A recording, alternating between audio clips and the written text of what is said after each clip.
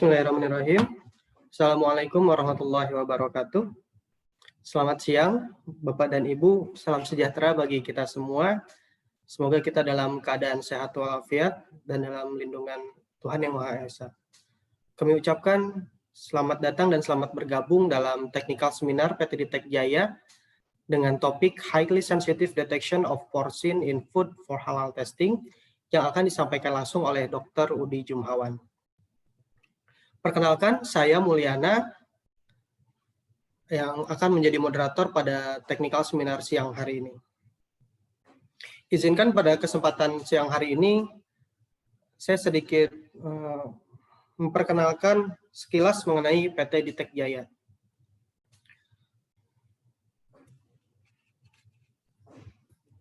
PT Ditek Jaya merupakan distributor tunggal untuk instrumen analitik brand Shimadzu di Indonesia. Dan PT Ditek Jaya ini sudah berdiri sejak tahun 1974 di Jakarta, dan hingga saat ini PT Ditek Jaya sudah 42 tahun menjadi distributor tunggal untuk instrumen analitik brand Shimadzu di Indonesia. Kami PT Ditek Jaya tidak hanya melayani penjualan produk instrumen analitik Shimadzu saja, namun kami juga memiliki layanan purna jual yang didukung oleh tim yang sangat kompeten dalam bidangnya dan juga memiliki laboratorium yang cukup lengkap untuk meningkatkan kepuasan para pelanggan kami. Salah satu contoh layanan purna jual kami yaitu dengan adanya layanan servis, maintenance, kalibrasi, training, penjualan spare part, consumable, hingga dukungan aplikasi di laboratorium Bapak dan Ibu sekalian. PT Ditek Jaya berkantor pusat di Jakarta, tepatnya di Kebon Jeruk, dan kami memiliki 4 kantor cabang, yaitu di Surabaya, Solo, Bandung, dan Medan, yang dapat mengcover seluruh customer kami yang berada di wilayah Indonesia. Adapun beberapa instrumen analitik yang dapat kami support untuk memenuhi kebutuhan analisis di laboratorium Ibu dan Bapak, salah satu contohnya yaitu produk spektrofotometer, dari mulai UVV spektrofotometer, spektrofluorometer, FTIR, AS, ICB, dan ICBMS. Kemudian kromatografi produk seperti HPLC dan UHPLC, serta gas kromatografi. Juga mass spektrometer produk seperti GC dan GCMS. LCMS single quadrupole dan LCMS triple quadrupole, dan juga LCMS high resolution accurate mass spec, yaitu LCMS quadrupole time of flight. Dan juga untuk life science product, kita memiliki MALDI, juga imaging mass microscope, Multina, microchip electrophoresis system, kemudian biospec nano, dan protein sequencer. Juga kami dapat mensupport produk total organic carbon analyzer, baik online maupun offline. Begitu juga powder dan particle size analyzer, thermal analyzer, balance, analytical balance, precision balance, top loading balance, hingga moisture analyzer. Dan juga selain instrumen analitik, kami juga memiliki produk untuk sample preparation system, baik secara manual maupun full automatic sample processing, yang bekerja sama dengan Biota. Selain untuk sample preparation system, kita juga memiliki support untuk produk flash purification system dari Biota, dan juga microwave synthesizer. Bila Bapak dan Ibu memiliki atau membutuhkan informasi yang lebih detail mengenai produk dan layanan dari kami, PT Ditek Jaya, Ibu dan Bapak dapat menghubungi sales representatif kami yang berada di kota Bapak dan Ibu dengan menghubungi nomor dan alamat email yang tertera pada layar kami.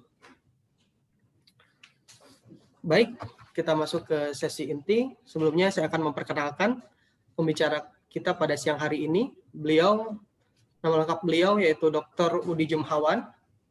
Beliau merupakan Senior Application Chemist, khususnya untuk LCMS di Shimadzu Asia Pasifik Singapura.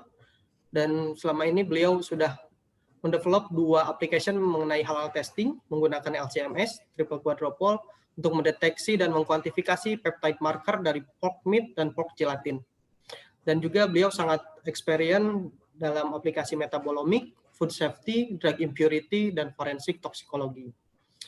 Ya, beliau mendapatkan gelar sarjana sains dalam bidang mikrobiologi di tahun 2010 dari Institut Teknologi Bandung di Indonesia.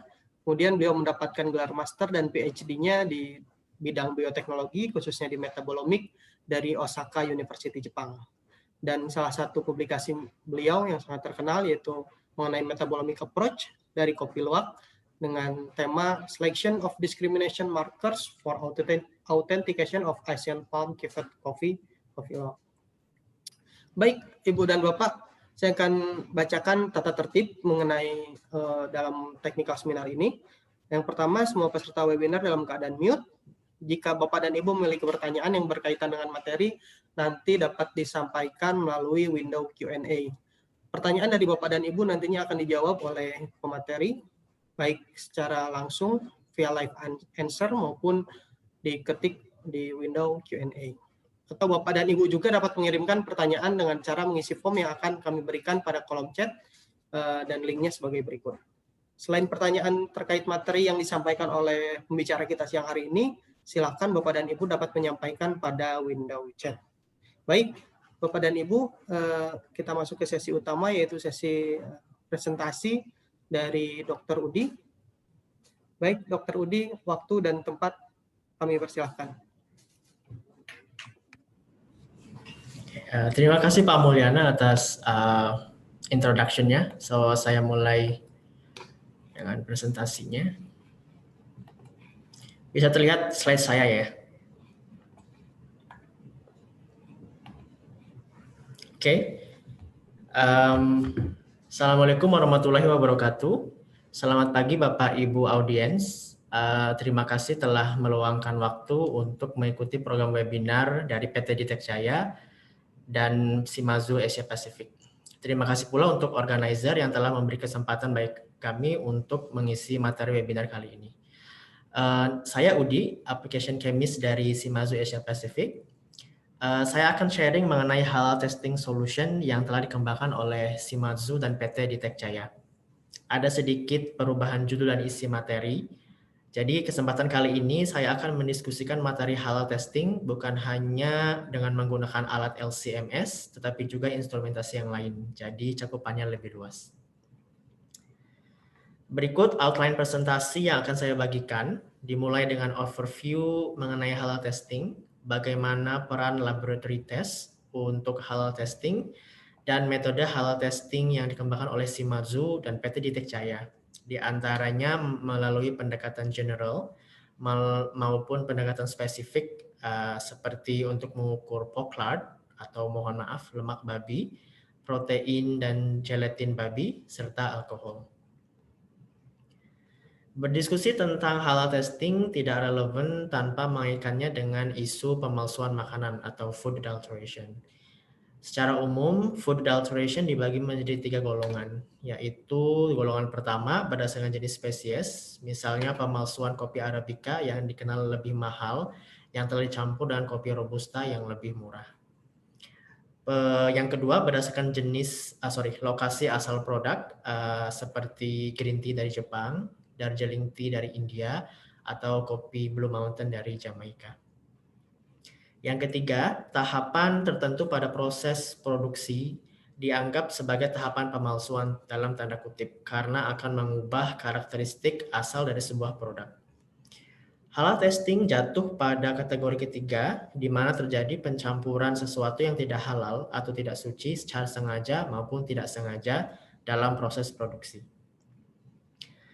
Kasus-kasus ternama yang terkait dengan pencampuran secara ilegal diantaranya adalah kasus penemuan melamin pada susu formula yang terjadi di Tiongkok, kemudian pencampuran daging kuda pada produk burger yang seharusnya diisi dengan daging sapi di negara-negara Eropa, dan kontroversi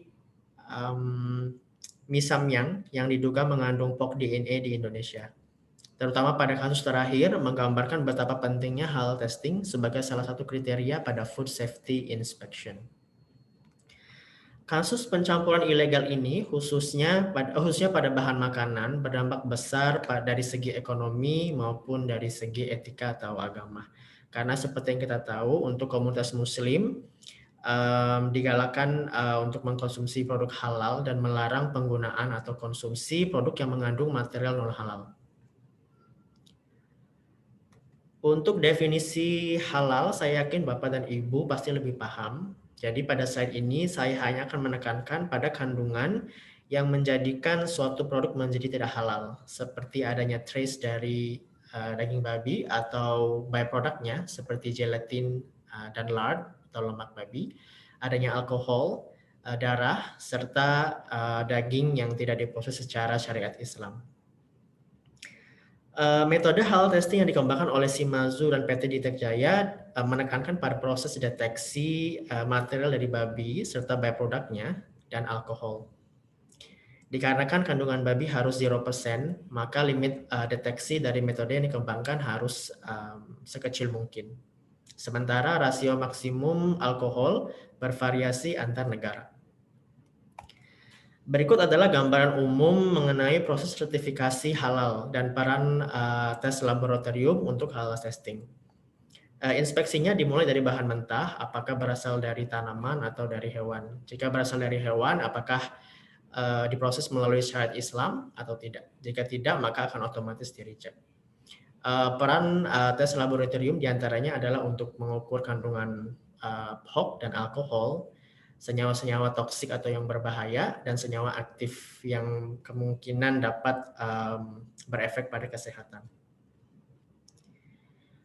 Berbagai pendekatan dan instrumentasi digunakan untuk mengembangkan metode halal testing. Untuk pengecekan adanya daging babi, digunakan dua pendekatan, yaitu secara general, secara umum, dan secara spesifik atau targeted. Jika menggunakan general, alat yang digunakan adalah FTIR. Sementara untuk spesifik analisis digunakan PCR, SDS page, ELISA, atau LC-MS. Sementara untuk pengukuran alkohol, umumnya menggunakan gas kromatografi atau headspace gas chromatography. Shimazu Halal Solutions dibagi menjadi 3 bagian. Yang pertama melalui pendekatan general yang tidak memerlukan penanda atau marker.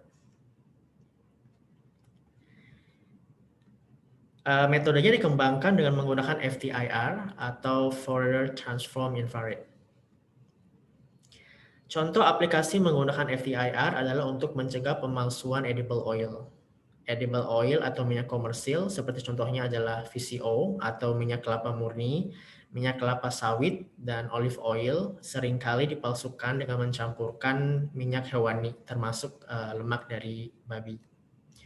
Proses penyiapan atau ekstraksi sampel minyak dikenal sebagai tahapan yang sangat rumit dan sangat sulit untuk menemukan penanda yang spesifik untuk memisahkan, untuk membedakan minyak hewani atau minyak yang dari tanaman. Sehingga metode umum dengan menggunakan FTIR dikembangkan untuk menemukan keunikan pada infrared spektra yang membedakan minyak nabati dan minyak hewani, khususnya lemak dari babi.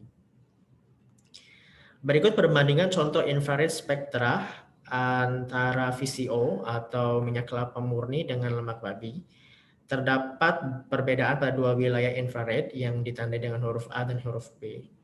2 wilayah infrared ini digunakan sebagai fingerprint atau keunikan yang dapat membedakan antara VCO dan lemak babi.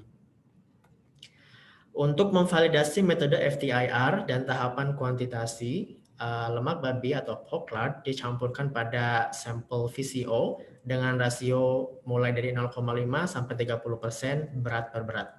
Kemudian dianalisa dengan menggunakan FTIR.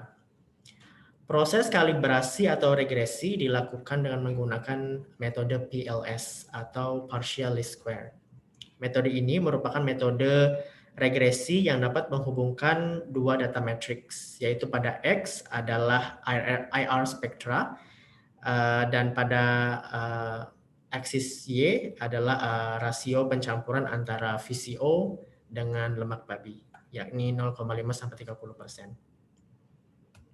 Seperti yang terlihat pada slide ini, regresi atau kalibrasi yang didapat sangat linear dari konsentrasi dari rasio pencampuran terendah 0,5 sampai 30%. Sehingga metode regresi ini dapat digunakan untuk mengukur rasio dari sampel yang dipalsukan. Tahapan berikutnya adalah mencampurkan lemak babi pada produk komersial VCO, dua brand A dan brand B, dengan dua rasio pencampuran yaitu 2,5 dan 5%. Kemudian sampel diukur dengan menggunakan FTIR dan IR spektra yang dapat diplot dengan menggunakan kurva kalibrasi ini. Terlihat pada tabel berikut hasil prediksi rasio pencampuran VCO dengan lemak babi sangat konsisten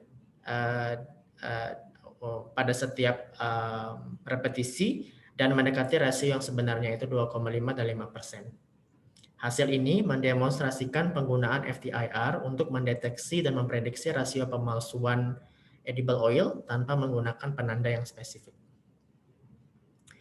Metode yang kedua dikembangkan oleh Shimazu dan PT Ditec Jaya melalui pendekatan spesifik atau targeted approach dengan menggunakan LC-MS, di mana penanda atau marker diperlukan untuk membedakan produk halal dan non-halal. Metode yang ada saat ini untuk mendeteksi kandungan daging babi pada produk makanan memiliki kelemahan. Di antaranya untuk FTIR, tidak adanya specific marker, sehingga kontrol positif harus dianalisa setiap saat sebagai pembanding. SDSPH dilaporkan memiliki limit deteksi yang tinggi, yang tentu saja tidak sesuai dengan konsep halal testing. ELISA merupakan metode yang dengan spesifitas rendah karena tiap protein marker diwakili dengan antibodi yang berbeda, sehingga membutuhkan biaya yang cukup tinggi. PCR saat ini merupakan gold standard untuk pengujian halal. Akan tetapi adanya kemungkinan degradasi DNA pada suhu tinggi untuk khususnya pada proses pemanasan makanan, sehingga akan menghasilkan hasil yang meragukan. Oleh karena itu, Shimazu dan PT Ditec Jaya mengembangkan metode alternatif dengan menggunakan LC-MS, MS, dan peptida dari babi sebagai penanda atau marker. Peptida diketahui memiliki ketahanan yang lebih kuat pada proses pemanasan dibandingkan dengan DNA. LC-MS instrumen digunakan untuk mengembangkan metode alternatif mendeteksi peptida marker dari babi. Metodenya dibagi menjadi dua, yaitu deteksi dari daging dan deteksi dari gelatin babi, karena marker yang digunakan berbeda. Proses penyiapannya pun berbeda, seperti yang tertera pada slide. Proses penyiapan gelatin sampel gelatin lebih ringkas dibandingkan dengan sampel daging, karena protein pada daging memiliki kompleksitas yang tinggi dibandingkan dengan gelatin. Berikut adalah skema LC-MS triple quadruple yang digunakan pada halal testing. Terdapat bagian kromatografi cair atau LC, ada bagian untuk ionisasi ESI, dan spektrometri massa atau mass spectrometry untuk mengukur massa dari senyawa target. Pada bagian LC ada pump, ada pompa yang akan mengalirkan fase cair, ada mixer untuk mengatur gradien konsentrasi fase cair, injektor untuk menginjeksi sampel, dan kolom sebagai fase diam untuk memisahkan senyawa pada sampel. Tahapan setelah LC kemudian akan memasuki bagian MS di sini. Yang pertama akan terjadi ionisasi karena MS tidak dapat memproses sampel cairan, maka cairan akan dievaporasi pada bagian ini dan akan masuk ke dalam MS. Ada berbagai macam bagian di MS, akan tetapi saya akan memfokuskan pada bagian ini. Ada 3 macam quadrupole, maka namanya TQ, triple quadrupole. Quadrupole yang pertama akan memfilter massa dari senyawa yang akan kita analisis. Setelah difilter oleh quadrupole pertama, akan memasuki quadrupole kedua yang berfungsi untuk memfragmentasi atau memotong-motong senyawa yang berasal dari quadrupole pertama menjadi massa yang lebih kecil. Lalu memasuki quadrupole yang ketiga yang akan difilter lagi sesuai dengan yang kita targetkan. Jadi diingat ada tiga macam quadrupole di LC-MS sistem ini, Q1, Q2, dan Q3. Pada sistem quadrupole, sistem triple quadrupole terdapat metode yang namanya MRM atau Multiple Reaction Monitoring. Metode ini paling efektif dan selektif mengukur senyawa target. Metodenya menggunakan dua tahapan filtering. Misalnya jika target senyawa kita memiliki massa 300 dan diketahui dari literatur sebelumnya bahwa pemotongan massa 300 akan menghasilkan massa yang lebih kecil yaitu 100 dan 150. Maka pada quadrupole yang pertama akan terjadi filtering atau proses filtrasi yang akan memilih massa 300 saja. Jadi massa yang lain seperti misalnya di sini 500 dan 200 akan terpental keluar dari quadrupole. Massa 300 akan memasuki quadrupole yang kedua untuk terjadi fragmentasi oleh gas argon menghasilkan massa yang lebih kecil. Misalnya di sini ada 100, 150 dan 20 dan 30. Akan tetapi karena yang kita inginkan hanya massa 100 dan 150, maka massa yang lain seperti di sini contohnya 20 dan 30 akan terpental keluar dan tersisa pengukuran massa 100 dan 150. Jadi ini adalah massa awal atau massa yang sebenarnya dari senyawa target, dan yang angka yang berikutnya adalah massa setelah fragmentasi atau pemotongan 100 dan 150 seperti yang ini. Saya akan menjelaskan metode halal testing pertama dengan menggunakan LC-MS untuk mendeteksi keberadaan daging babi pada produk makanan. Tabel berikut menunjukkan 7 peptide markers dari babi yang telah dibandingkan dengan binatang lain seperti ayam, ikan, dan sapi. Terdapat pula keterangan protein asal, identitas protein pada protein database, serta sequence singkat dari tiap-tiap peptide markers. Sebagai contohnya di sini misalnya LVVI adalah peptide dengan rangkaian asam amino berupa leucine, valine, dan isoleucine. Dengan menganalisa daging babi sebagai kontrol positif, dengan metode ini dapat mendeteksi ketujuh peptide markers dengan menggunakan LC-MS dengan volume injeksi sebesar 10 mikroliter. Kemudian proses pemanasan daging babi dilakukan untuk menginvestigasi apakah ketujuh peptide markers yang tadi masih bisa dideteksi setelah proses pemanasan. Daging babi dipanaskan pada suhu 120 dan 200 derajat Celcius selama 30 menit. Setelah dianalisa, seperti yang terlihat, walaupun intensitasnya berkurang, jadi ini yang daging babi mentah, ini yang 120 dan yang ini 200. Walaupun intensitasnya berkurang, akan tetapi semua peptide markers masih bisa dideteksi meskipun telah dipanaskan pada suhu tinggi dan dalam rentang waktu yang lama. Hasil ini menunjukkan validitas peptide markers untuk halal testing. Metode kemudian divalidasi lebih lanjut dengan menganalisa berbagai produk makanan, baik yang halal certified maupun yang non-halal. Semua sampel ini dipanaskan pada suhu 200 derajat Celcius selama 30 menit, kecuali sampel mie instan.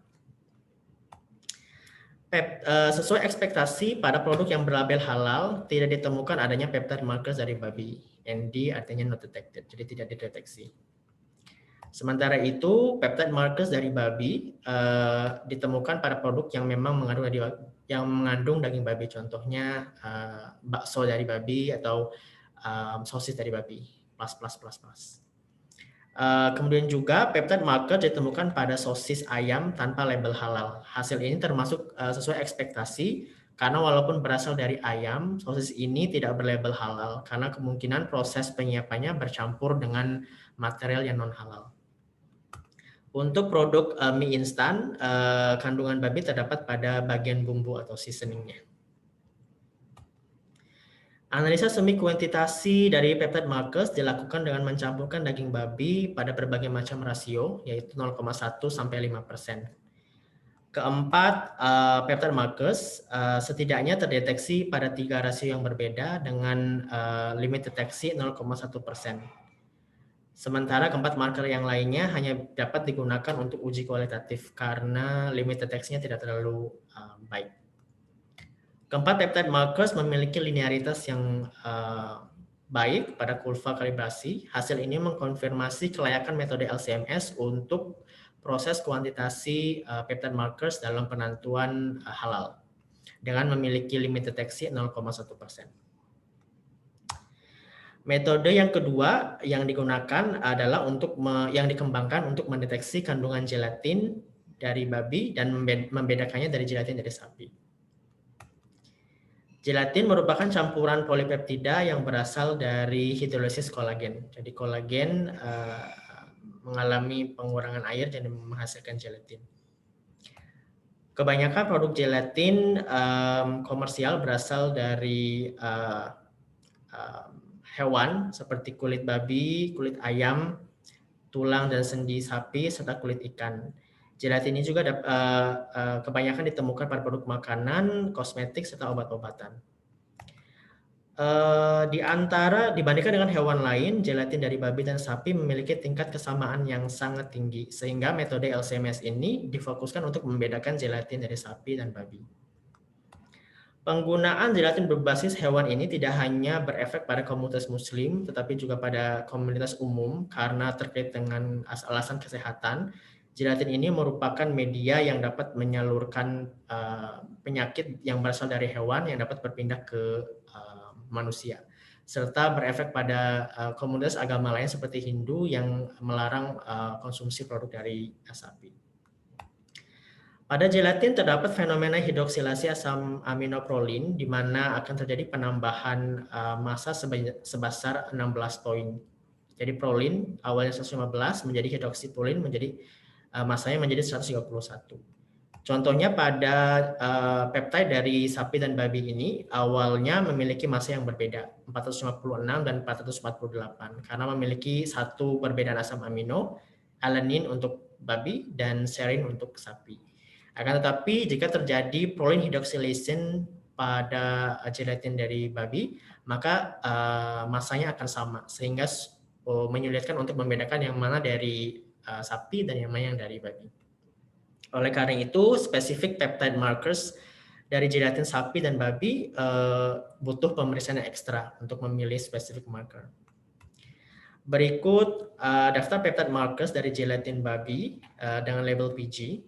Ada 8 yang dapat membedakannya dari gelatin sapi. Dan ini kromatografinya dari PG1 sampai PG8. Dan yang ini table untuk 9 peptide markers untuk identifikasi gelatin dari sapi atau beef gelatin, BG1 sampai BG9. Dan yang ini kromatografinya. Validasi dilakukan dengan menganalisa produk komersial seperti permen, coklat, marshmallow, kapsul minyak ikan, atau kapsul obat-obatan komersil, serta perawatan tubuh seperti hand body lotion dan face cream. Sebagai disclaimer, semua produk ini merupakan produk komersial di Singapura. Jadi misalnya ditemukan produk yang sama di Indonesia, mungkin memiliki kandungan yang berbeda. Produk makanan yang digunakan untuk proses validasi beberapa di antaranya memiliki informasi gelatin, apakah yang dari sapi atau dari babi, dan beberapa di antaranya tidak ada. Jadi metode LC-MS ini dapat mengkonfirmasi. Seperti contohnya pada sampel permen karet, di komposisinya dijabarkan bahwa ada gelatin, tapi tidak disebutkan dari babi atau dari sapi. Setelah dianalisa, ditemukan protein gelatin dari babi, PG, dan tidak ada gelatin dari sapi.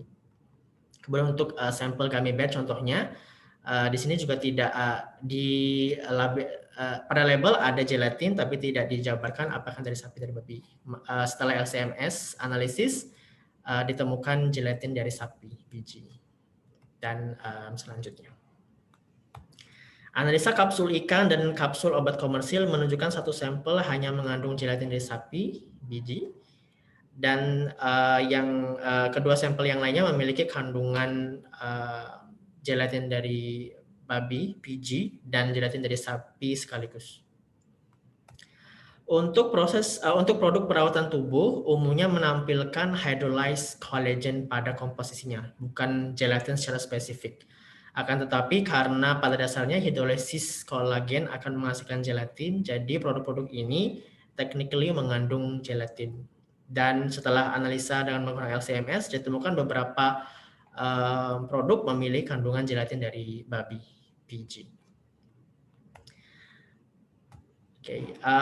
Semi kuantitasi peptide markers untuk gelatin, baik gelatin babi maupun sapi, memiliki menghasilkan limit deteksi 0,1%. Jadi sama dengan metode yang pertama. Sekarang saya beralih pada pendekatan spesifik menggunakan kromatografi gas atau gas kromatografi. Seperti yang telah dijelaskan sebelumnya, pengukuran dengan gas kromatografi difokuskan pada pengukuran kadar alkohol. Berikut summary dari batasan kandungan alkohol dari berbagai institusi keagamaan di negara-negara ASEAN. Batasan alkohol yang dihasilkan dari proses industri maupun alami sangat beragam di antara satu negara dan negara yang lain. Metode berbasis GC yang dikembangkan oleh Shimazu dan PT Ditek Jaya mengacu pada batasan alkohol sebesar 0,1%.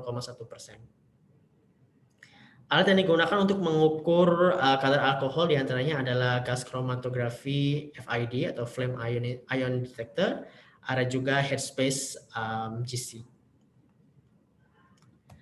Kromatogram berikut menampilkan deteksi alkohol pada sampel sambal cuka, vinegar, atau kecap. Kemudian juga ada minuman energi dan minuman berkarbonasi dengan menggunakan IPA atau isopropanol sebagai internal standard. Jadi di sini deteksi etanol atau alkohol. Kurva kalibrasi digunakan untuk mengukur rasio ke-14 sampel komersial yang baik dari non-fermentasi maupun produk fermentasi. Sampel dengan konsentrasi tinggi dilakukan dengan air sebelum analisa. Presentasi kadar alkohol yang didapat dapat dikonfirmasi langsung dikonfirmasi di mana 1000 mikrogram per mililiter di sini satuannya dapat dikonversi secara langsung setara dengan 0,1% alkohol konten. Headspace GC, HSGC digunakan untuk mengukur rasio alkohol pada untuk menganalisa sampel dengan matriks yang lebih kompleks. Dengan menggunakan HSGC, Headspace GC, tidak diperlukan sampel preparasi atau hanya memerlukan preparasi yang minimal. Berikut contoh kurva kalibrasinya. Ada juga kromatogram dari beberapa sampel, diantaranya sampel A adalah minuman berenergi, sampel B adalah susu kedelai, dan sampel C ginger ale. Tidak ditemukan adanya alkohol. Sebanyak 16 sampel dianalisa dengan menggunakan Headspace GC. Pada beberapa sampel tidak ditemukan adanya kandungan alkohol atau kandungan alkoholnya lebih rendah daripada 0,1%. Headspace GC juga dapat digunakan untuk mengukur rasio alkohol pada sampel dengan kekentalan yang tinggi. Contohnya bumbu-bumbuan, spices, berbagai macam jenis saus, kemudian juga ada produk fermentasi seperti pasta kedelai, bumbu mie instan, serta MSG. Sebagai kesimpulan, Shimazu dengan PT Ditek Jaya telah mengembangkan metode komprehensif untuk pengujian halal. Khusus untuk metode berbasis LC-MS dapat digunakan sebagai metode alternatif dari metode PCR yang selama ini banyak digunakan untuk halal testing. Metode-metode ini dapat digunakan untuk berbagai macam sampel, bahkan untuk sampel dengan matriks yang sangat kompleks. Dan yang paling penting, metode ini dikembangkan mematuhi atau comply dengan aturan kaidah penentuan halal. Demikian presentasi dari saya. Terima kasih atas perhatiannya. Saya kembalikan kepada Pak Mulyana untuk memulai sesi tanya jawab. Oke, baik. Pak Udi, terima kasih banyak atas materialnya yang telah disampaikan, cukup menarik sekali, dan semoga material yang dipresentasikan dapat bermanfaat bagi kita semua. Oke. Ya, baik. Bapak dan Ibu, saya ingatkan sekali lagi, bila Bapak dan Ibu memiliki pertanyaan, dapat langsung menuliskan pertanyaan tersebut di kolom Q&A, atau bila Bapak dan Ibu malu untuk saat ini menyampaikannya, dapat mengirim pertanyaan tersebut melalui link yang kami tampilkan. Nanti jawaban di pertanyaan Bapak dan Ibu sekalian akan kami kirimkan melalui email langsung dari Dr. Udi maupun dari kami PT Detek Jaya. Baik Pak Udi, ada satu pertanyaan yang sudah masuk ke kolom Q&A pada kita dari Ibu Menik. Pertanyaannya saya bacakan langsung. Siang Pak Udi, saya ingin bertanya, apakah kelebihan dari metode LC-MS dibanding dengan metode PCR dalam analisis halal ini? Terima kasih. Baik Pak Udi, silahkan. Terima kasih Bu Menik atas pertanyaannya. Seperti yang saya jelaskan tadi pada presentasi ya, jadi kelebihan metode LC-MS dibandingkan dengan metode PCR, karena kita dengan menggunakan LC-MS, target marker atau penanda yang kita gunakan adalah peptide, dan peptide ini memiliki ketahanan yang lebih tinggi pada proses pemanasan. Sementara untuk DNA, di mana yang menjadi target pada analisa PCR, lebih rentan terhadap pemanasan. Jadi dengan menggunakan metode LC-MS dengan peptide marker, dengan peptide atau peptida sebagai penanda, kita berekspektasi bahwa hasil analisanya lebih akurat dan relevan jika sampel yang digunakan ternyata telah melalui proses pemanasan atau proses pemanasan sebelumnya. Jadi misalnya untuk sampel makanan, misalnya untuk bakso segala macam ya. Jadi kalau telah dipanaskan, maka peptidanya lebih stabil dibandingkan dengan DNA. Baik, terima kasih Pak Udi. Semoga bisa menjawab pertanyaan dari Ibu Menik yang menanyakan mengenai perbandingan antara metode LC-MS dan PCR. Terima kasih Pak Udi. Baik, kita masuk ke pertanyaan yang selanjutnya. Ini ada Ibu Yeni Lukito menanyakan apakah terkait dengan kehalalan suatu produk dengan metode proteomik di LC-MS sudah diakui oleh BPOM. Baik, pertanyaannya saya serahkan lagi ke Pak Udi. Terima kasih. Terima kasih. Pertanyaannya Bu Yeni ya, Ibu Yeni. Ya. Terkait dengan metode proteomik ini, LC-MS, untuk saat ini belum sertifikasi oleh MUI ya. Sudah banyak digunakan, cuma untuk saat ini masih digunakan sebagai metode alternatif. Jadi yang diakui oleh MUI dan BPOM saat ini, mohon dikoreksi Pak Munada jika saya kurang akurat, adalah metode PCR.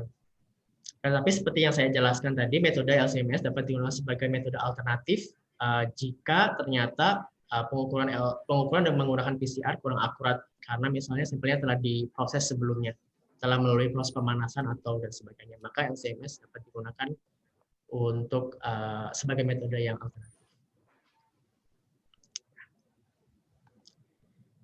Oke, ada pertanyaan berikutnya saya jawab langsung ya Pak Mulyana ya. Baik, Pak Udi. Terima kasih Pak Fauzi. Peptide marker dapat melalui proses ekstraksi atau tersedia standarnya. Standarnya kemungkinan belum ada, tapi dapat digunakan setelah proses ekstraksi. Sebenarnya kalau kita kontak produsen standar, kita bisa merequest atau meminta mereka untuk memproduksi peptide yang kita gunakan sebagai marker. Tapi tentunya harganya akan menjadi sangat mahal. Maka yang kita gunakan adalah sampel ekstraksi dari peptide dari daging babi sebagai kontrol positif. Ekstraksinya cukup dapat diikuti oleh komunitas umum, jadi tidak terlalu susah. Jika Bapak Ibu tertarik dengan metode ekstraksinya, dapat menghubungi PT Detek Jaya secara langsung. Ya. Dan sebagai tambahan info juga sambil menunggu pertanyaan yang lain, Dr. Udi, PT Detek Jaya saat ini membuka peluang untuk berkolaborasi sebesar-besarnya dalam melakukan pengujian halal tentunya di Indonesia khususnya.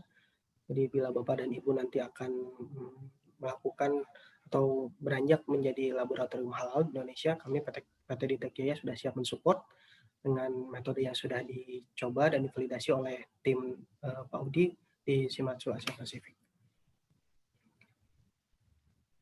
Ya, Pak, ada pertanyaan lagi dari Ibu Yeni Lukito, Dr. Udi.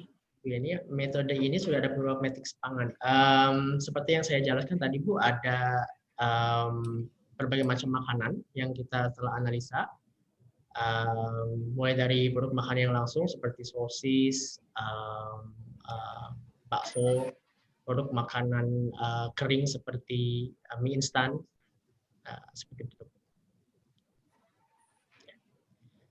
Untuk yang gelatin, kita merambah pada produk personal care product seperti yang tadi, sampo, hair conditioner, atau face cream. Karena pada umumnya produk-produk tersebut lebih mengandung gelatin daripada daging babi secara langsung. Untuk produk pangan susu, kita belum ada, belum pernah coba, tapi sangat memungkinkan untuk dilakukan proses ekstraksi. Oke, baik para partisipan sekalian, Ibu dan Bapak dan Dr. Udi, mungkin waktunya terbatas untuk seminar teknikal seminar kali ini. Bila Ibu dan Bapak memiliki pertanyaan, dapat dikirim langsung via link yang saya sudah share tadi. Dan sebagai info, nanti bila Ibu dan Bapak membutuhkan informasi lebih lanjut, bisa menghubungi kami PT Ditek Jaya, baik mengenai seminar kali ini maupun mengenai produk dan layanan kami di PT Ditek Jaya. Baik, kami menyediakan sertifikat bagi Bapak dan Ibu sekalian yang mengikuti teknikal seminar pada siang hari ini. Akan saya kirimkan pada link chat di bawah ini.